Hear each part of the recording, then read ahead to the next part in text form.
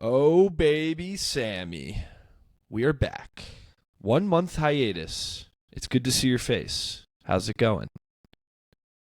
Life is good. I missed you dearly, but I'm glad you got some time to unplug and refresh and recharge because we are hitting the ground running, man. We got a lot of exciting stuff coming up for Elevation Nation, and I need your full, undivided attention. JJ had her time. Now I get mine. Love you, JJ. But I'm glad you're back, Parker. Welcome. Well, JJ always has my undivided attention. You get my secondary attention, but, sometimes that's more than others, I guess. But the honeymoon was great, man. I could spend a full fortitude in 50 minutes to talk about the honeymoon. We were in Bali for 2 weeks, then Singapore for 4 days. Got to experience South Eastern Asian culture, which is incredible. I know you know it when we spent our time in Thailand and Vietnam shortly after we graduated college, but we got back down there. JJ had never been to Asia before, spent, all that time in Indonesia, and it was amazing. A lot of chilling, a lot of hanging out, kind of disconnecting from the world, and it was just really special time bonding with her. And then on top of that, it was just good reflection time for me as well. With all that free time, obviously you know me as an elevator, I'm thinking inward. I'm thinking introspectively. I read some interesting books, listened to some good music, had some interesting thoughts. So 2 thoughts I wanted to bring to this Fortitude in 15. I think it's a perfect way to start what we call the new fiscal year at Elevation Nation. But first of all, I told you before, Sam, that I was going to disconnect using my phone for the entire trip. And I failed miserably in the first 3 days. I was on my phone. I was looking at my phone here and there, we're 12 hours ahead, trying to check sports scores, this and that. Obviously, still very intentional with JJ putting the phone down, but using my phone more than I'd like. And I got a message from the universe, and I believe in this wholeheartedly. I was standing on our hot tub and taking a beautiful video of the sunset, and I slipped, and my phone just completely broke. I used my phone as the to replace, I guess, my hand. Instead of holding my hand on the ground, it was my phone. Stopped working. We're 4 days into the honeymoon. JJ's flipping out. She's like, "What are we gonna do? We don't have our phones. Your phone's broken." I'm like, "You have your phone. It still works." She's like, "But it's almost broken. It's cracked and everything." I'm like, "We're good." So that was a message from the universe that I was using my phone too much, and the rest of the honeymoon, I didn't have a phone, and it was a blessing, which led me to reading, if you could see on the YouTube, The Alchemist. And I got a lot of time away from my phone to read this book. You probably, Elevation Nation, read this in middle school or high school. I never got around to it. And Sam and I, we're nonfiction people. I needed to go the fiction route. I needed to read a story, an enlightening story. And man, was I enlightened. Have you read The Alchemist, Sam? I have. I've read The Alchemist, read it in school. I believe it's one of the most translated books of all time into a ton of different languages, up there with the Bible. Wow, pretty I did impressive. Not know that. That's a great fun fact. Yeah, it's one of the more global stories out there. Yeah, it's a great book. What'd you learn, man? I'm not going to ruin the book for everyone, but there was one takeaway around the personal legend. And I'm not going to say what happens in the book that leads me to this thought around the personal legend, but the whole book is around the idea of this boy seeking out his journey, his mission, and the universe sending him signs to go fulfill his personal legend, his destiny in life. And he's trying to find what that destiny is. And it's all about the idea of listening to your heart and what the world throws at you, and looking around and embracing what the world throws at you. And Sam, how many times through life does the world throw you something and you just overlook it? I think all the time. I think we only appreciate the signs when we're really looking for them.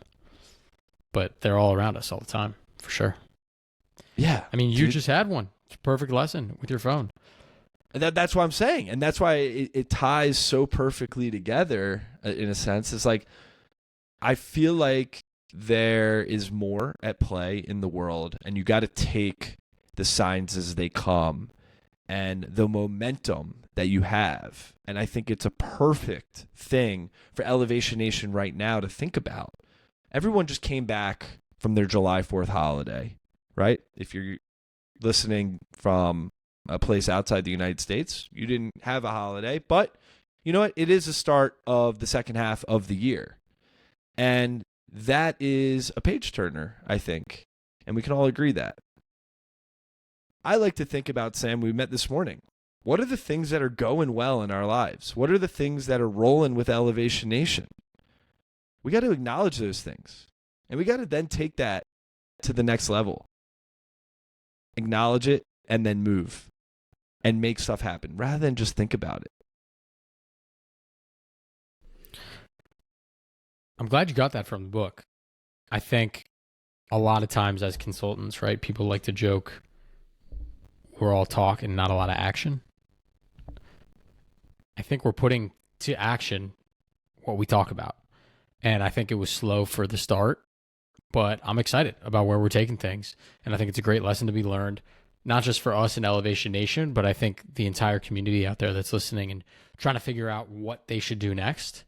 Just take some action, look for some signs, look for some opportunities, and go. Failure is okay as long as you try. Regret isn't okay. What do you do, Sam, when you are sitting, or around and you feel like you have the momentum, but then you're not feeling those signs that wow, what's the point? What's the point? And you're waiting for oh man, am I ever going to receive something from this? Because I feel like that's a big internal dilemma that the book talks about, that this boy faces. Is I'm doing all these things. When is it going to pay off? Do you ever have that internal dilemma? I think all the time. It's one of the reasons why I'm fortunate to have you as a co-founder. Many times I am nervous that we're headed in the wrong direction, that we're paddling backwards, that we're just treading water, and maybe none of this will be worth it. But you continually, and I appreciate you, remind me of the lessons and what we're learning across this journey currently, how we're growing each and every day. And if, quote unquote, nothing comes of this, so many things have already come of this. And I just need to take a step back and realize all the amazing lessons that I've learned and the success that we've had.